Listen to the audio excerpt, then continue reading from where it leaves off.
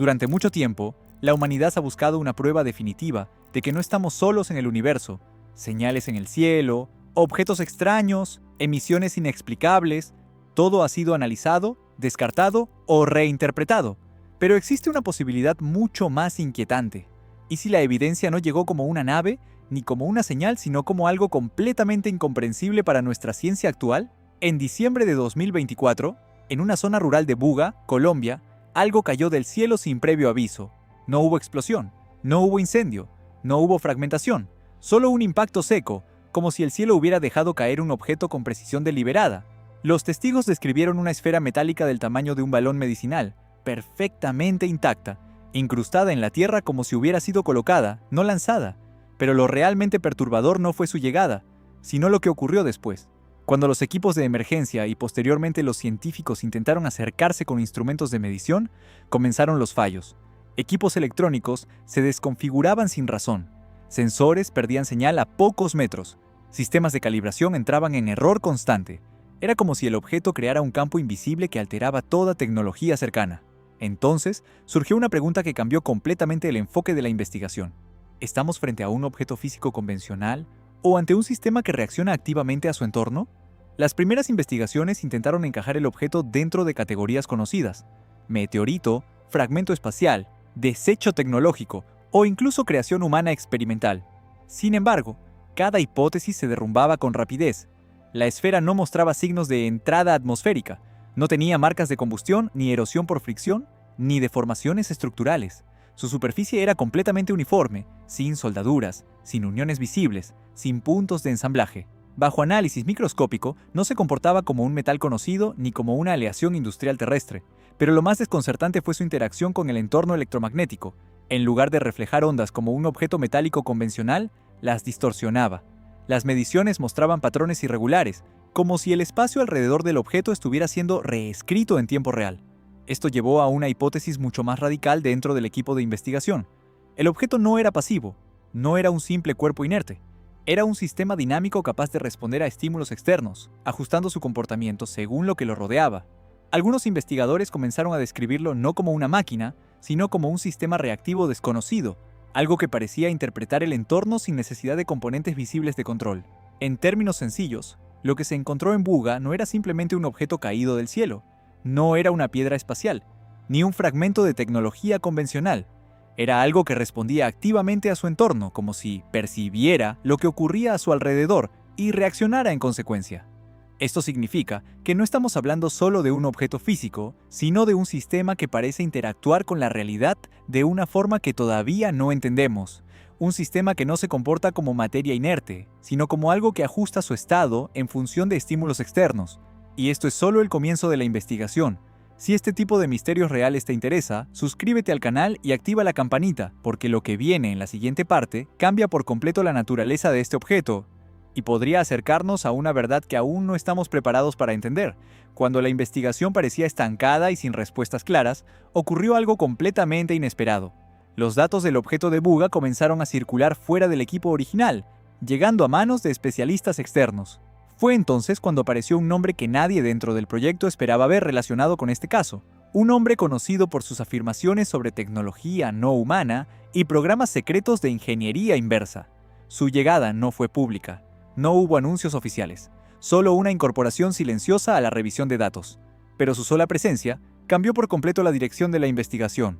Ese hombre era Bob Lazar, una figura ampliamente conocida por sus declaraciones sobre supuestas instalaciones secretas y el estudio de tecnología recuperada de origen no humano.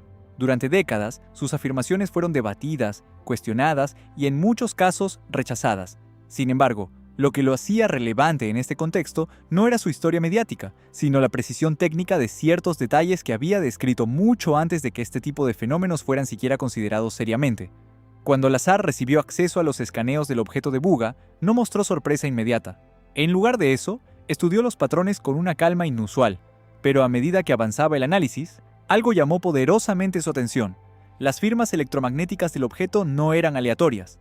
Coincidían con patrones que él mismo había descrito años atrás en relación con sistemas que no dependían de propulsión convencional, ni de motores mecánicos, ni de energía química tradicional.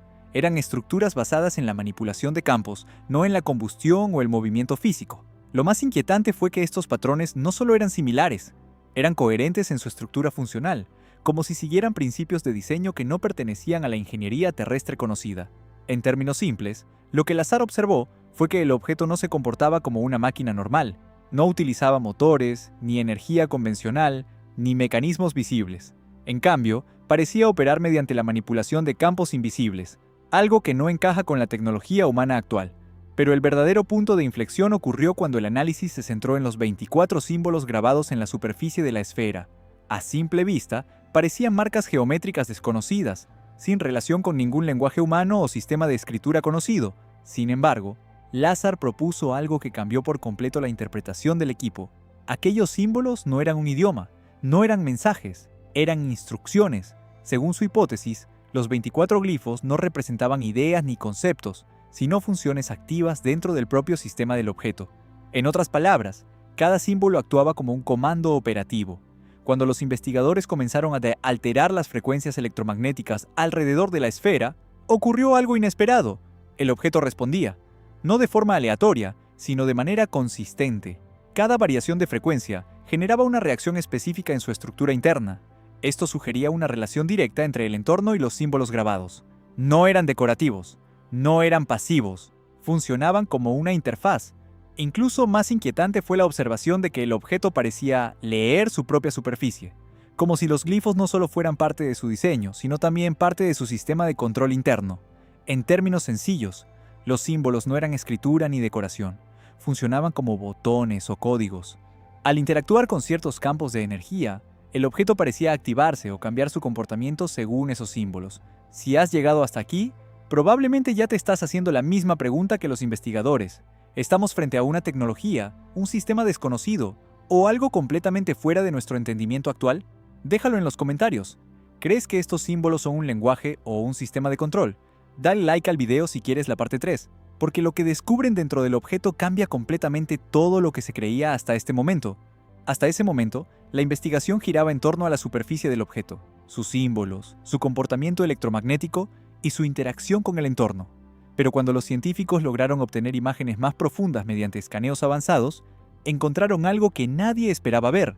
El interior de la esfera no coincidía con ninguna estructura conocida en ingeniería o metalurgia moderna. En lugar de un bloque sólido de metal, el interior del objeto estaba compuesto por capas superpuestas de estructuras extremadamente finas, organizadas con una precisión que no parecía mecánica convencional. Estas capas no eran homogéneas. Mostraban patrones que recordaban a redes biológicas, similares a tejidos vivos comprimidos bajo presión extrema. En el centro del objeto se encontraba un nodo principal, una especie de núcleo oscuro conectado a múltiples ramificaciones que se extendían hacia toda la estructura interna. Estas conexiones no eran cables ni circuitos tradicionales, sino formaciones orgánicas y geométricas al mismo tiempo. Lo más inquietante era su comportamiento funcional. Este sistema interno no parecía estático. Respondía a estímulos externos, especialmente a cambios en el campo electromagnético del entorno. Era como si el interior del objeto no solo existiera, sino que estuviera activo. Esto llevó a una hipótesis cada vez más difícil de ignorar dentro del equipo. La esfera no era únicamente una máquina. Podría tratarse de un sistema híbrido, una combinación entre tecnología y procesos biológicos, donde la línea entre lo vivo y lo artificial comenzaba a desaparecer. En palabras simples, el interior del objeto no era sólido ni mecánico como una máquina normal. Parecía una mezcla entre estructura tecnológica y algo parecido a tejido vivo, funcionando como un sistema que responde y se adapta, pero lo más perturbador aún estaba por revelarse. A medida que los experimentos avanzaban, los investigadores comenzaron a notar un patrón imposible de ignorar. El objeto no solo respondía a energía o campos físicos, también reaccionaba a la presencia humana. Los sensores detectaron que la esfera respondía específicamente a señales bioeléctricas del cuerpo humano, pero lo más sorprendente fue la precisión. Las reacciones más intensas ocurrían cuando los investigadores se acercaban en estados de alta actividad cerebral. Esto incluía patrones asociados a la memoria, la atención y la actividad cognitiva profunda. En otras palabras, el objeto no solo detectaba presencia humana, detectaba actividad mental. Incluso se observó algo aún más extraño. El sistema interno del objeto comenzaba a generar patrones eléctricos que imitaban ondas neuronales humanas, sin tener un cerebro, sin tener neuronas y sin tener un sistema nervioso. Era como si estuviera replicando la actividad de la conciencia sin poseer conciencia. En términos sencillos, el objeto reaccionaba no solo al entorno físico, sino también a la actividad del cerebro humano. Y además, generaba patrones similares a los de la mente humana, como si estuviera imitando la conciencia. Ahora la pregunta ya no es solo qué es este objeto, sino qué está haciendo realmente cuando interactúa con nosotros. Comenta tu teoría antes de pasar a la última parte. ¿Crees que esto es tecnología, biología o algo completamente diferente? Porque en la parte 4, todo se expande más allá del lugar del impacto, y empieza a ocurrir algo a escala global. Hasta este punto, el objeto de Buga ya había desafiado toda explicación científica conocida. Pero lo más inquietante no fue lo que los investigadores descubrieron dentro de la esfera, sino lo que ocurrió después de que ciertos patrones fueron activados durante los experimentos. Algo cambió, y ese cambio no se quedó en el laboratorio. Tras múltiples pruebas controladas, los investigadores identificaron que el objeto seguía un ciclo interno extremadamente preciso. 24 patrones de actividad seguidos de 6 fases de reinicio. Este ciclo se repetía sin variación como si fuera parte de un sistema programado mucho más complejo. Sin embargo, durante el análisis de estos ciclos, los sensores comenzaron a detectar algo imposible de explicar. Señales similares aparecían en otras regiones, a miles de kilómetros de distancia. No eran interferencias aleatorias, eran patrones idénticos. Esto llevó a una conclusión cada vez más difícil de ignorar. La esfera no era un objeto aislado, era parte de una red más amplia, un sistema interconectado que podría estar extendiéndose bajo la superficie del planeta, o incluso más allá de él. A medida que las investigaciones avanzaban, también se detectaron anomalías subterráneas que seguían el mismo patrón de activación. Estas señales no se movían de forma aleatoria, se expandían como estructuras organizadas, similares a raíces o redes neuronales en crecimiento. Bob Lazar advirtió algo crucial antes de retirarse del proyecto. La esfera no era el objetivo final, era simplemente una llave. Y al activarse, podría haber iniciado algo que estaba esperando ese momento exacto. En términos simples, el objeto no era único ni independiente. Parecía formar parte de un sistema mucho más grande, posiblemente conectado a múltiples puntos en la Tierra o fuera de ella, que reaccionan como una red coordinada. A partir de ese momento, las señales comenzaron a evolucionar. Ya no eran simples patrones repetitivos, empezaron a cambiar, adaptarse y reorganizarse. Era como si el sistema estuviera aprendiendo. Los investigadores notaron algo aún más inquietante. Las distintas señales no solo coexistían, sino que interactuaban entre sí, formando estructuras cada vez más complejas, similares a un proceso de desarrollo neuronal a gran escala. Esto llevó a una hipótesis que nadie quería confirmar en voz alta. Lo que estaban observando no era una red pasiva, sino un sistema en crecimiento. Un informe filtrado confirmó lo que muchos temían. El sistema había completado un ciclo completo de inicialización.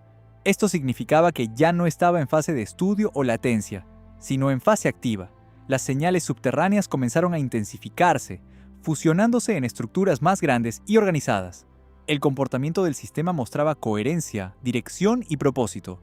En paralelo, se detectaron interferencias electromagnéticas en distintas partes del mundo, todas sincronizadas con el mismo patrón del objeto original. La conclusión fue inevitable. La esfera de Buga no era el origen del fenómeno, sino un punto de activación dentro de una red mucho más amplia. Y lo que se había despertado ya no dependía de un solo lugar. Antes de que el proyecto fuera cerrado, Lazar dejó una advertencia final. La esfera nunca fue un descubrimiento. Fue una llave de activación. Y si esa llave ya fue girada, entonces algo más grande podría haber comenzado a responder.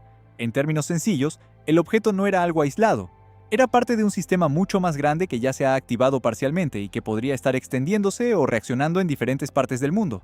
Ahora la pregunta final no es qué es la esfera de Buga, sino qué es lo que pudo haber sido activado junto con ella. Si quieres seguir viendo casos donde la ciencia no tiene todas las respuestas, suscríbete ahora y activa la campanita, porque lo más inquietante no es lo que hemos descubierto, sino lo que todavía no sabemos que ya empezó.